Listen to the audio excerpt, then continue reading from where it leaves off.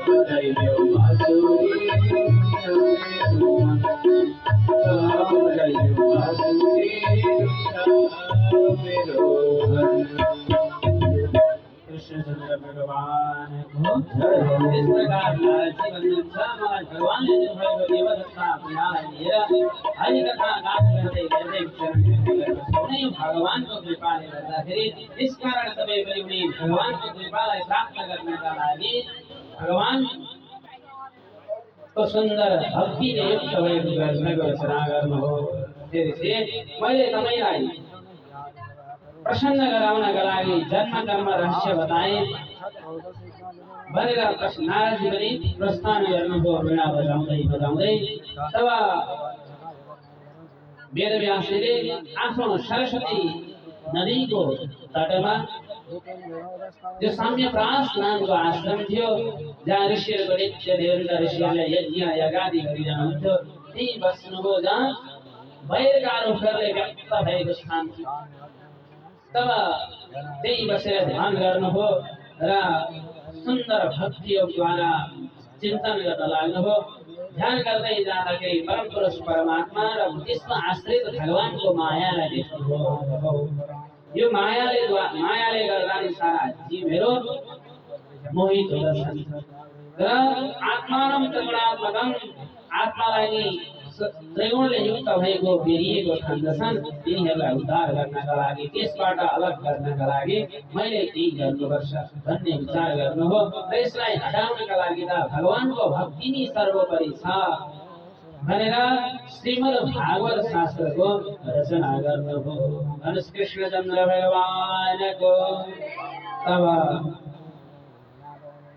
परम पुरुष भगवानको भक्तिलाई प्राप्त हुने र संसारका प्राणीहरूले शोक मोहलाई त्याग गर्न सक्ने यस शाश्वत संहिता भक्तहरूको संहिताको रचना गर्नुभयो र यो द्वारा नै आफ्ना पुत्रलाई पढाउने विचार गर्नुभयो। तर पुत्र जो अत्यन्त ज्ञानी तपस्यामा रत हुनुहुन्थ्यो जसले जन्मिँदै जसको चाहिँ उपनयन संस्कार पनि भएको छैन नामकरण संस्कार पनि भएको छैन त्यस्ता व्यक्ति सालमा कानमा हालेर वनतिर प्रस्थान गरेका छन्। त्यस्तालाई कसरी बोलाउने कसरी ल्याएर अध्ययन गराउने विचार गर्नुभयो र आफ्ना शिष्यहरूलाई श्रीमद् भागवतका श्लोकहरू रटाएर सुतजी महाराज तपस्या गरेको स्थानतिर गएर गुनगुनाउन लाग्नुभयो।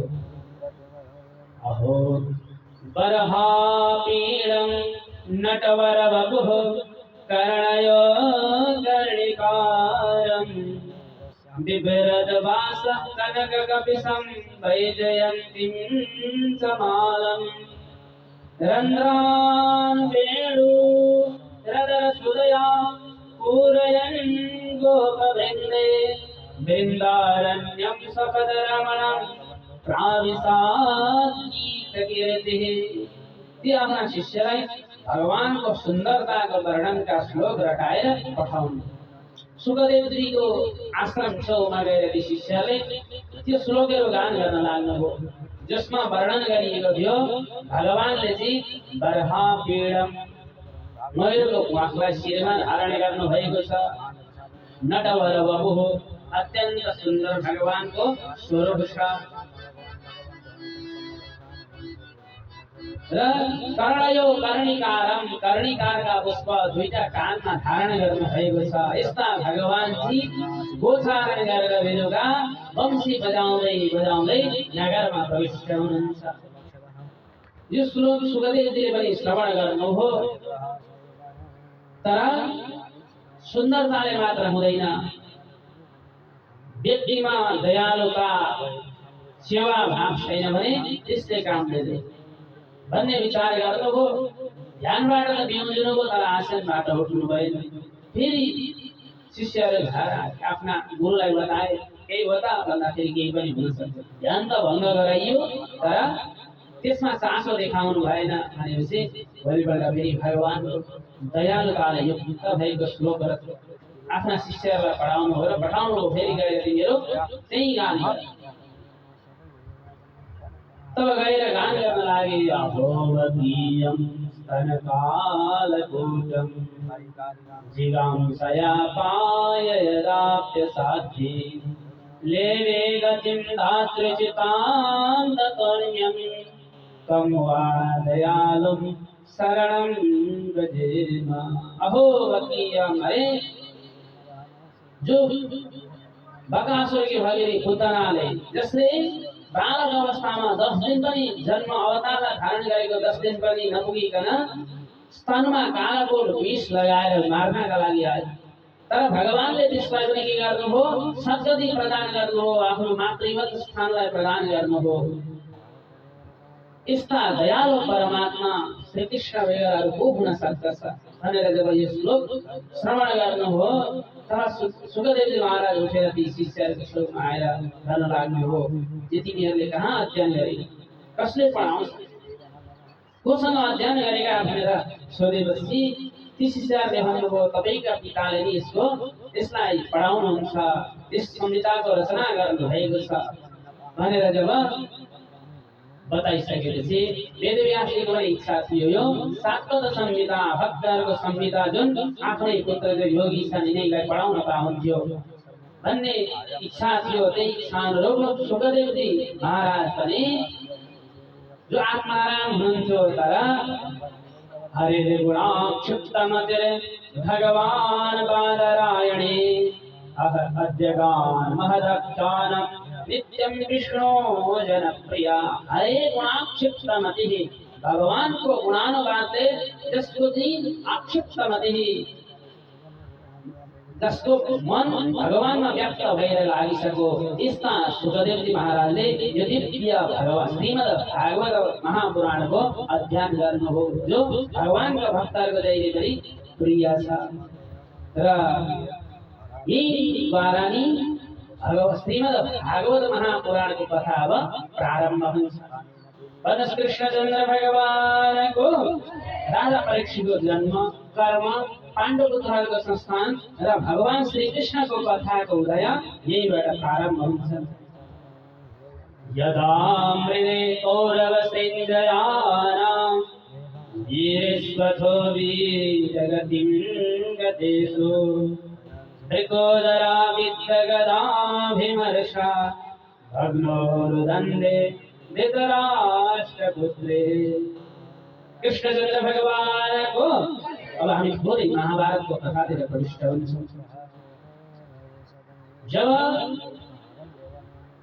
महाभारत को प्रसंगमा प्रविष्ट हुने क्रममा जब शन्तनु नामका राजा थिए, तब तिनले गंगासँग विवाह गरे। गंगाले 8 वसुहरूलाई श्रापबाट मोक्ष गर्नु थियो। प्रस्ताव भयो, म मेरा सन्तानलाई जे गरे पनि तपाईले रोक्न पाउनुहुन्छ, जे पनि गर्न सक्छ। तब सन्तनु त्यो इच्छामा विवाह भयो। तब एउटा सन्तान प्राप्त हुन्छ, गंगामा लाँदै डुबाउँदै गर्न लागे र अन्तिममा त्यो देवव्रत नामका पुत्रको जन्म भयो। तिनलाई रोक्न खोज्दाखेरि गंगाले यो पुत्र हजुरलाई बढाएर ठुलो बनाएर दिउँला, तर म छोडेर जान्छु भनेर प्रस्ताव गर्यो। तब फेरि सन्तानले विवाह गर्नुपर्ने भयो र सत्यवतीसँग विवाह गर्ने भए। विवाहको प्रस्ताव राख्दाखेरि यस्तो हो, मेरो छोरै यस राज्यको राजा हुन्छ भने म हजुरसँग विवाह गर्छु भनेपछि भीष्म पितामहले विचार गर्नु हो। अब पिताको विवाह गर्ने इच्छा छ, अब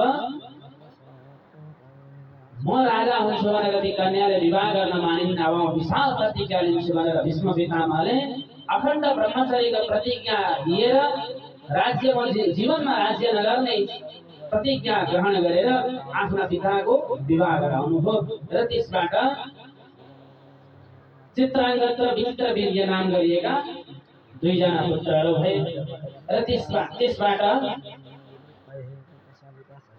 अम्बालिका र अम्बिकाको विवाह गराउनु हो। र त्यसमा अर्की कन्या थिइन् अम्बिका। र त्यो सन्तानले मन पराउँथे, तिनलाई धारण गरेर लिएर आउनुभयो र अन्त्यमा भीष्म पितामहको मृत्युको कारण नि त्यही हो। भीष्म पितामहलाई बिहे गरेर भन्दै कहिले विवाह गर्नुपर्छ मलाई, ती पुरुषले स्वीकार गरेन भनेपछि भीष्म पितामहले म अखण्ड ब्रह्मचर्य धारण गरेको छु, म विवाह गर्न सक्दिनँ भनेपछि अब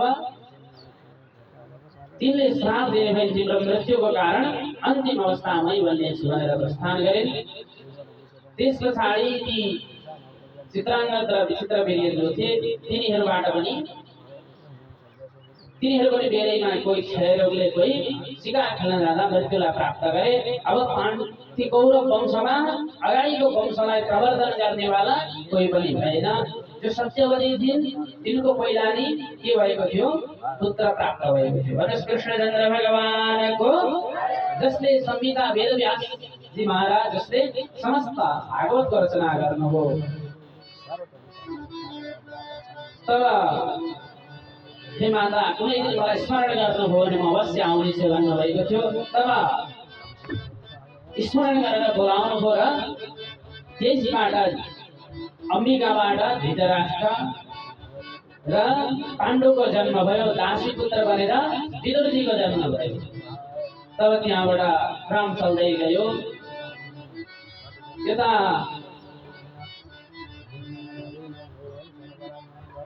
तब बढ्दै गए। त्यहीबाट गान्धारीलाई धृतराष्ट्रले विवाह गरे। गान्धार नरेशकी पुत्री कुन्तीसँग पाण्डवको विवाह भयो। अनि मातृसान विवाह गरे। तब कालान्तर समय चल्दै गयो। कौरव वंशीय राजपाट चल्दै थियो। अब प्रजाहरूले के भन्न लाग्यो भने धृतराष्ट्र के थियो, के थिए, अन्धा थिए। अब यसले राज्य चलाउनु हुँदैन, पाण्डुलाई राज्य दिनुपर्छ भनेर पाण्डुलाई राज्य प्रदान गरियो। तर पाण्डुबाट पनि पाण्डुको पनि बेलैमा मृत्यु भयो। मृत्यु भएपछि आफ्ना पुत्रहरूको संरक्षण गर्नका लागि यो धृतराष्ट्रलाई नि राजा बनाएर राज्य सञ्चालन हुन लाग्यो। राज्य सञ्चालन हुँदै थियो। पाण्डवहरू पनि बढ्दै गए। पिताको पनि यता देहान्त मृत्यु भयो। त्यस पछाडि धृतराष्ट्रले नि राज्य सञ्चालन गर्दै थिए, जसमा विदुरजी मन्त्री हुन्। तब बढ्दै गएपछि अब संसारको नियम अलग अलग राज्य छुट्टिन्छ भन्ने भयले धृतराष्ट्रले अनेक जालझेल गर्न लागे। अब पाण्डवहरूको विनाश गर्न त मेरा पुत्रहरूले नि राज्य पाउँथे र पुत्रहरूले राजा बन्थे, त्यसमा मलाई पनि आनन्द हुन्थ्यो भनेर पुत्र मोहमा व्यक्त भए। त्यो मोहले गर्दाखेरि अब अत्यन्त जहिले पनि पीडाले युक्त भएर राजपाटलाई पनि राम्ररी शासन गर्न सकेनन्। यता दुर्योधन दुशासन आदि गरीका 100 सन्तानहरू थिए। दुष्टला चापी कन्याका दुष्टला नामकी कन्या पनि थिए। अब केही गर्दा पनि नहुने हो। भगवान श्री कृष्ण शान्तिदूत बनेर जानुभयो। अरे तिमीहरू अधिकांश पाण्डवकै थियो, पाण्डव पुत्रकै थियो, तर साना भएको कारण तपाईँले राज्य गर्नुभयो। अब पाण्डवहरूलाई एउटा गाउँ दिनुहोस्, 5 गाउँ दिनुहोस्, उनीहरू आफू बस्छन्, ग्रहण गर्छन् भनेर सम्झाउनुभयो। दुर्योधनले भन्यो सुताग्रम नैव दास्यामि बिना युद्धेन केशव। अरे केशव, म एउटा गाउँ त के युद्ध बेगर त सुताग्रम नैव दास्यामि, एउटा सियो अडिने ठाउँ पनि म प्रदान गर्दिनँ। युद्ध बेगर पाण्डवहरूले केही पनि प्राप्त गर्न सक्दैनन् भनेपछि भगवान शान्तिदूत बनेर जानु भएको थियो। भगवानको केही लागेन।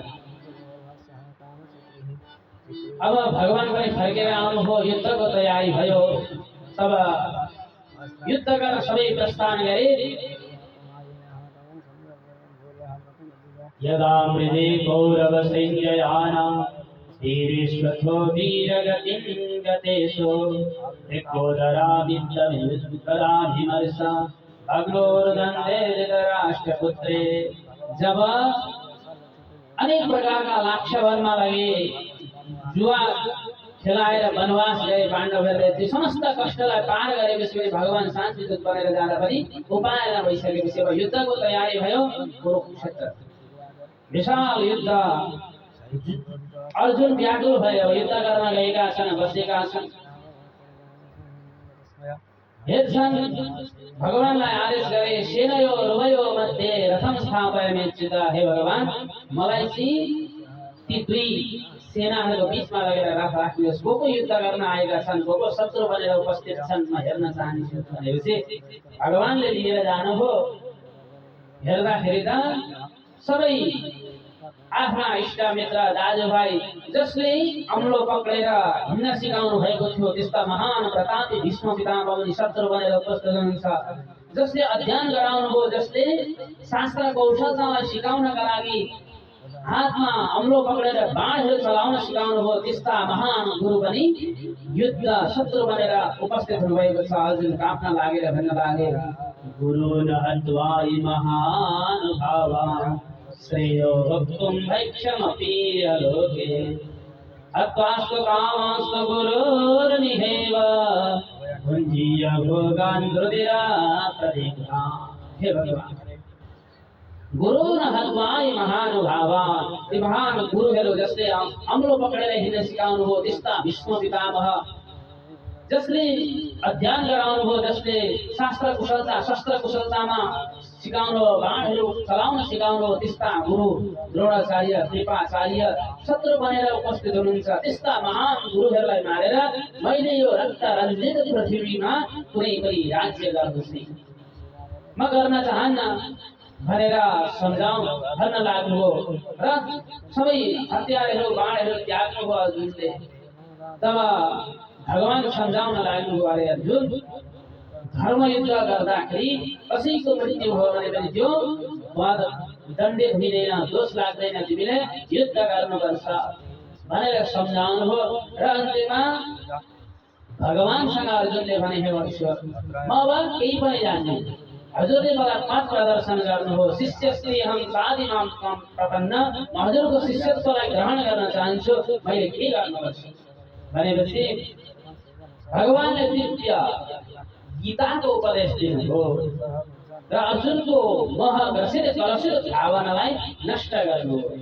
गीताको दिव्य उपदेश दिएर अर्जुनलाई युद्धको लागि तयारी गर्नुभयो। युद्ध भए र त्यसमा धेरै महान व्यक्तिहरूको विनाश भयो र अन्त्यमा कौरव र पाण्डवहरूको जो वीर सुते वीर गति गतेसु समस्त कौरव पाण्डवहरूले वीर गतिलाई प्राप्त गरेपछि भीमको विशाल गदाद्वारा जब दुर्योधनको जङ्गा भेदित भयो, भेदन भयो, तब त्यसै समय व्याकुल अवस्थामा दुर्योधन लडिरहेको छ। माथिबाट चिल आकाशमा दौडिरहेका छन्, व्याकुल छ। अब सोच्न लाग्यो अब मेरो अन्तिम अवस्था आएछ भनेर विचार गरौँ। उसै समय आफ्ना गुरु पुत्र अश्वत्थामा त्यही छेउमा पुग्यो र तेरो अन्तिम इच्छा के छ मित्र भनेर सोध्छ। तब भन्छ अरे हामी 100 पुत्र, हाम्रा कौरव वंशमा 100 जना, आज 100 जनामा 1 जना पनि रहिएन, पाण्डवहरूका 5 जना 5 जना जीवित छन् भनेपछि अरे मित्र तिम्रो यही हो अन्तिम इच्छा भनेपछि अब अश्वत्थामाले विचार गरे पाण्डवहरूलाई पनि विनाश गर्नु पर्यो भन्ने इच्छा गरेर रात्रिकालीन समयमा जान्छु र सुतिरहेको अवस्थामा नि म पाण्डवहरूको विनाश गर्छु भन्ने विचार गरेर प्रस्थान। तब त्यही समय भगवान श्रीकृष्णले पनि पाण्डवहरूलाई अब आफ्नो शैयाबाट बाहिर निकाल्नु गरे। आज विजयको प्रथम रात्रि हो, उत्सव मनाउनुपर्छ, कहाँ आराम गरेर हुन्छ भनेर पण्डालबाट बाहिर शयन कक्षबाट बाहिर निकालेर उत्सवका लागि लिएर जानुभयो। ती सुत्ने शैयामा आएर पाण्डवका 5 जना पुत्रहरू सुतेका अवस्था थियो। उसै समयमा अश्वत्थामा आएर 5 जना पाण्डवहरू भन्ने विचार गरेर ती 5 जना पाण्डवका पुत्रहरूको शिर छेदन गरिदिए। तब शिर छेदन गरेर शिर बोकेर दुर्योधन भएका ठाउँमा लागे। दुर्योधनले परैबाट हेरे र भने अरे तिमीले आज हाम्रा कोलमा तिलाञ्जली पानी दिने पनि तिमीले छोड्यौ, ती पाण्डव होइन पाण्डव पुत्र हुन् भनेर व्याकुल भएर दुर्योधनको पनि निधन भयो। तब यता द्रौपदी माता आज पुत्रहरू किन उठेनन् भनेर हेर्न जाँदाखेरि र पुत्रहरूको शिर छैन। अत्यन्त दुःखी भई व्याकुल भएर छाती पिटी रुन लागिन्। माता शिशूनां निधनं सुतानां निशम्य घोरं परिदाप्यमान तदा रुरदबाष्पकलाकुलाक्षे तान् सान्त्वयन्नाह किरीटमाने। माता शिशुना माता द्रौपदीले आफ्ना पुत्रहरूको निधन भएको सुनेपछि छाती पिटी रुन लागिन्। तब अर्जुनले त्यो आवाजलाई सुनेपछि देवी जो ब्रह्मवन जसले यो आतताईले जसले विनाश गरो त्यसको शिरलाई म छेदन गर्नेछु भनेर क्षत्रिय प्रतिज्ञा लिए र तिमीले त्यसको शिरमा टेकेर आफ्ना पुत्रहरूलाई तिलाञ्जली दिनेछौ, तिमी चिन्ता नगर भनेर ढाडस बाँधेर अर्जुन भगवानद्वारा सञ्चालित रथमा बसेर दौडिन लागे। तब अश्वत्थामाले अब पाण्डव पुत्र होइन रहेछन्, अब मेरो कल्याण छैन भनेर अश्वत्थामा भाग्न लाग्यो। अर्जुनले खेलाउँदै गए, अत्यन्त व्याकुल बनाएर खेलाइसकेपछि जब घोडाहरू पनि थाके अश्वत्थामा रथबाट बदलेर पैदल चल्न लाग्यो। तब एक आपसमा ब्रह्मास्त्रको प्रहार हुन लाग्यो। तब द्रोण अश्वत्थामाले पनि ब्रह्मास्त्र प्रहार गरे तर फर्काउन जान्दथे। अर्जुनलाई ब्रह्मास्त्र प्रहार गरेर पनि आउँथ्यो, त्यसलाई त्यो अस्त्रलाई फर्काउन पनि आउँथ्यो। तब यस प्रकार ब्रह्मास्त्र फर्काउन सकेनन्, सारा जगत व्याकुल हुन लाग्यो। तब अर्जुन भगवानको शरणमा गएर भन्न लागे, परमात्मा कृष्ण कृष्ण महाबाहो भक्तानां भयङ्करा त्वमेको दय्यमानानां अपवर्गोऽसि संस्कृते। हे परमात्मा, हे कृष्ण, तपाईं त भक्तलाई अभय प्रदान गर्नेवाला हुनुहुन्छ। आज सारा जगतलाई अश्वत्थामाले प्रहार गरेको ब्रह्मास्त्रद्वारा जलिरहेको छ, यसलाई योबाट रक्षा गर्नुहोस् भनेपछि भगवानले भन्नुभयो, अरे अर्जुन, तिमीलाई त ब्रह्मास्त्र फर्काउन पनि आउँछ र प्रहार गर्न पनि आउँछ, आफ्नो द्वारा यसलाई समन गर भनेर समन गराइसकेपछि त्यसलाई अश्वत्थामालाई पक्रेर बाँधेर अब डोरीद्वारा बाँधेर लिएर जान लाग्यो। तब शिविलायनिकी सन्नं दाम्नावद्दरिपुं बलात् प्रहारगुणं प्रकृतो भगवान् नम्बुजे क्षणः। शिविरबाट बाँधेर लिएर शिविरतिर लिएर जान लाग्नुभयो र अर्जुन भन्दछन्, हे कृष्ण, मलाई नरोक्नु, यसको त वध गर्नु नै ठिक हुन्छ, म यसलाई वध गर्छु भनेर अत्यन्त क्रोधित छन्। तब भीम भन्दछन्, अरे यसले त जानी हाम्रा 5 पुत्रको विनाश गरेको छ, यसलाई म मार्छु भनेपछि भगवान सम्झाउनुहुन्छ, अरे यो आतताई हो, यसलाई वध गर्नुपर्छ भनेर भीम पनि भन्दछन्, अरे हाम्रा सुतिरहेका बालकहरूलाई यसले वध गरेको छ, जसले मत्त प्रमत्त अनुमत्त शुक्लं बालं स्त्रियं गणं प्रपन्नं वेदं वेदं नरिवुं हन्ति धर्मवेद। धर्मवृत्त पुरुषले, धर्मज्ञानी पुरुषहरूले मतवाला पागल सुतिरहेको अवस्थामा बालकको, स्त्रीको, मूर्ख जड पुरुषको, प्रपन्न शरणमा आएको र हतियारले रहित भएको शत्रुको पनि धर्मवेत्ता पुरुषहरूले कहिले पनि वध गर्दैनन्। यसले त सुतिरहेका अवस्थामा अत्यन्त अबुध बालकहरूको वध गरेको छ कृष्णचन्द्र भगवानको, र यसलाई विनाश गर्नुपर्छ, मार्नुपर्छ हामीहरूले भनेर अत्यन्त व्याकुल भए। तब रथमा लिएर बाँधेर लिएर जान्छन्। अवाङ्मुखम कर्म जुगुप्सितेन, जसले चाहिँ यस्तो नीच कर्म गरेको छ, जो अत्यन्त निगरमण्टी नलाएर व्याकुल भएर बसिरहेको छ। 20 प्रदान गरे।